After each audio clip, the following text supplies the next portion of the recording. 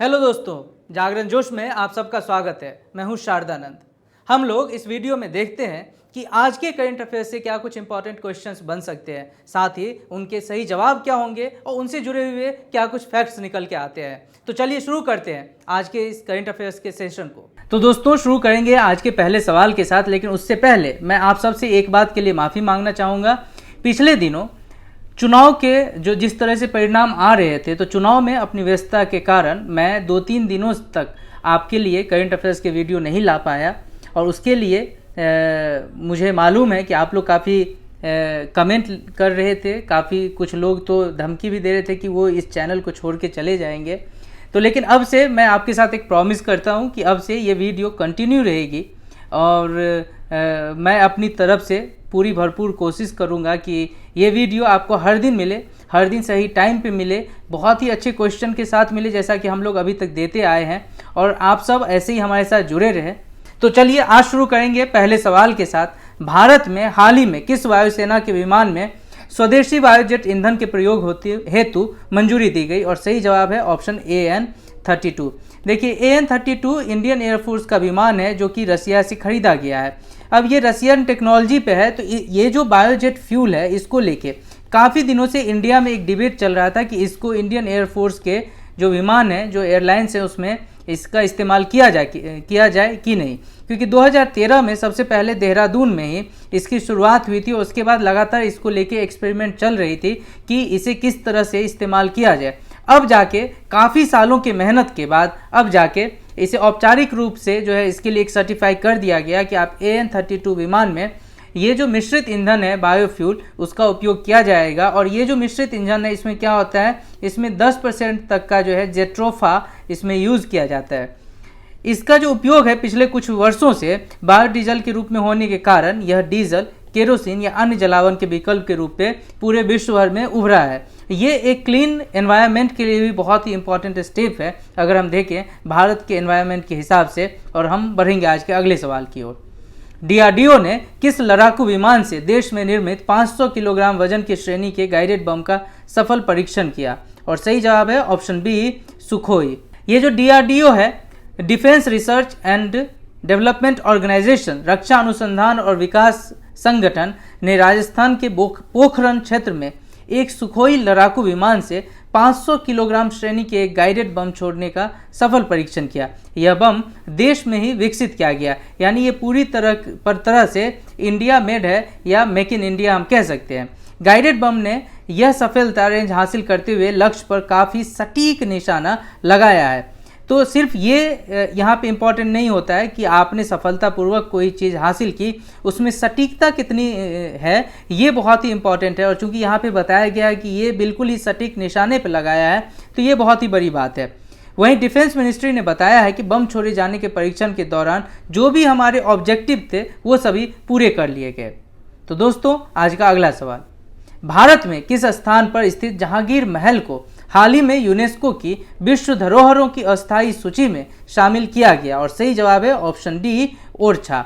ये जो ओरछा है ये बहुत सारी चीज़ों के लिए जो है आप लोगों ने इसका नाम सुना होगा, और जिसमें सबसे इसका जो बहुत ही इम्पोर्टेंट है वो है राम टेम्पल के लिए। आपको पता होगा ये ओरछा जो है MP में स्थित है, और यहाँ पे अभी भी सुबह शाम, मॉर्निंग और इवनिंग में MP पुलिस वहाँ पे श्री राम को, जो वहाँ मंदिर है वहाँ पे जाके जो है वहाँ पे एक गार्ड ऑफ ऑनर देती है। और यह जो एक ट्रेडिशन है ये काफ़ी लंबे समय से चला आ रहा है। लेकिन ओरछा में एक और चीज़ स्थित है, और जिसके लिए आज हम न्यूज़ बनाए हैं, जिसके लिए क्वेश्चन आपसे पूछा जा सकता है, वो है जहांगीर महल को हाल ही में यूनेस्को की विश्व धरोहरों की अस्थायी सूची में शामिल किया गया। ASI जो आर्कियोलॉजिकल सर्वे ऑफ इंडिया है, उनके डिपार्टमेंट द्वारा इस स्थल के बारे में प्रस्ताव भेजा गया था। और जहां मैंने बताया कि ये राम मंदिर के लिए फेमस है ही, वहां राजा महल, शीश महल, जहांगीर महल के लिए भी ओरछा बहुत ही महत्वपूर्ण है। अगला सवाल।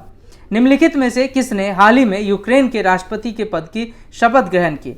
और सही जवाब है ऑप्शन D, व्लादिमीर जेलेंस्की। ये जो व्लादिमीर जेलेंस्की हैं ये प्रोफेशनली जो है एक कॉमेडियन है, इसीलिए दुनिया भर में इसके ऊपर भी एक अलग तरह का एक डिबेट शुरू हुआ है कि जो कॉमेडियन अपने स्टेज शो से हमेशा से किसी देश में तख्ता पलट या सरकार को पलटने की बात कहना एक यूटोपियन आइडिया समझा जाता है। वहीं पे यूक्रेन में वहाँ के लोगों ने इसी आइडिया को वहाँ पे एग्जीक्यूट किया और एक कॉमेडियन को वहाँ की सत्ता सौंप दी। और अब जाके वो जो राष्ट्रपति वहाँ जो नए बने हैं व्लादिमीर जेलेंस्की, उसके पद और गोपनीयता की शपथ हाल ही में उन्हें ग्रहण करवाई गई। ये जो प्रेसिडेंट का इलेक्शन हुआ उसमें जेलेंस्की को 73% मत प्राप्त हुए, जबकि सत्तारूढ़ राष्ट्रपति पेट्रो पोरोशेंको जो फाइट कर रहे थे अपने चेयर को बचाने के लिए, उन्हें सिर्फ 24% मत प्राप्त हुए। और हम बढ़ेंगे आज के अगले सवाल पर। भारतीय लोकसभा चुनाव 2019 में चुनी गई देश की सबसे युवा सांसद का नाम क्या है? और सही जवाब है ऑप्शन सी, चंद्रानी मुर्मू। चंद्रानी मुर्मू ये उड़ीसा से चुन के आई हैं, बीजू जनता दल के पार्टी से ये खड़ी हुई थी और ये बीजेडी पहला ऐसा इस बार के जो इलेक्शन हुआ है लोकसभा चुनाव 2019, पहला ऐसा पार्टी था, ये पहली ऐसी दल थी जिसने 33% अपने जो टिकट थे वो महिलाओं को दिए।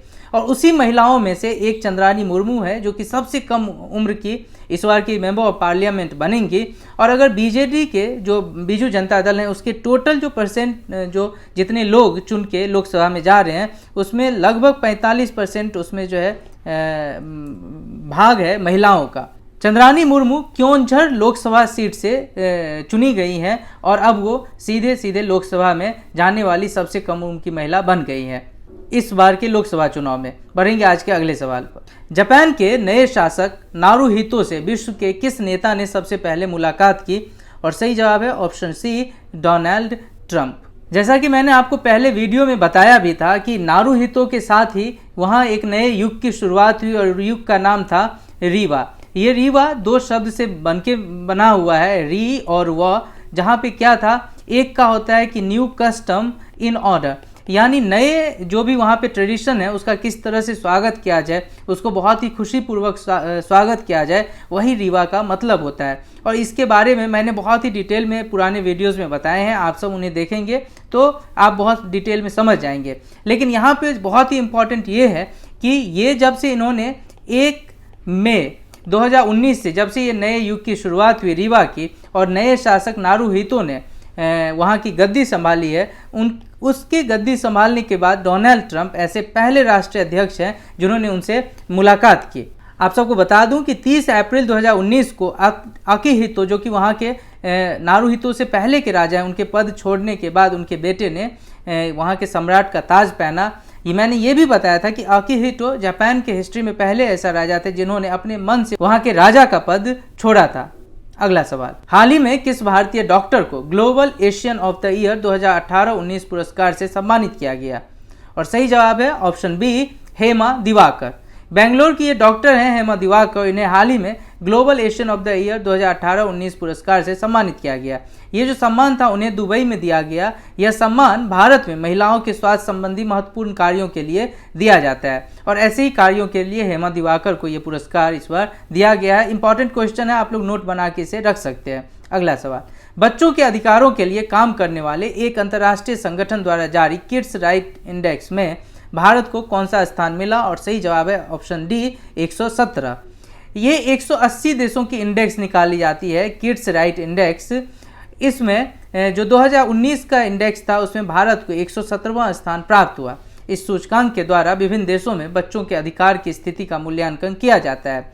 170 बहुत ही खराब रेटिंग है और मेरे ख्याल से आने वाले दिनों में अगर यहाँ की सरकार जिस तरह से अभी हर चीज़ के लिए काम करने पे अपना एक विज़न दिखा रही है तो हो सकता है इसमें भी हमारी रैंकिंग जो है ऊपर जाए। लेकिन फिलहाल अगर 2019 की बात करें तो रैंकिंग बहुत ही कम है और ये ऊपर होनी चाहिए थी। इस सूची में अगर बात करें तो पहला जो स्थान है वो है आइसलैंड का। तो दोस्तों यही खत्म होगा आज का पहला सेगमेंट। बढ़ेंगे अगले सेगमेंट पे जहाँ पे मैंने आपसे एक सवाल पूछा था, उसका जवाब बताएंगे और आपके लिए एक नया सवाल भी रखेंगे। मैंने आपसे पूछा था द कॉमेडी स्टोर के संस्थापक और कॉमेडियन का क्या नाम था जिनका हाल ही में निधन हो गया? और सही जवाब है ऑप्शन डी, सैमी शोर। ये सैमी शोर हैं, इन्होंने अपना जो कैरियर था वो शुरू किया था एज ए कॉमेडियन, फिर इन्होंने फिल्मों में भी काम किया और वे फिर द कॉमेडी स्टोर करके एक प्रोग्राम था उसके संस्थापक भी बने और उनका हाल ही में निधन हो गया।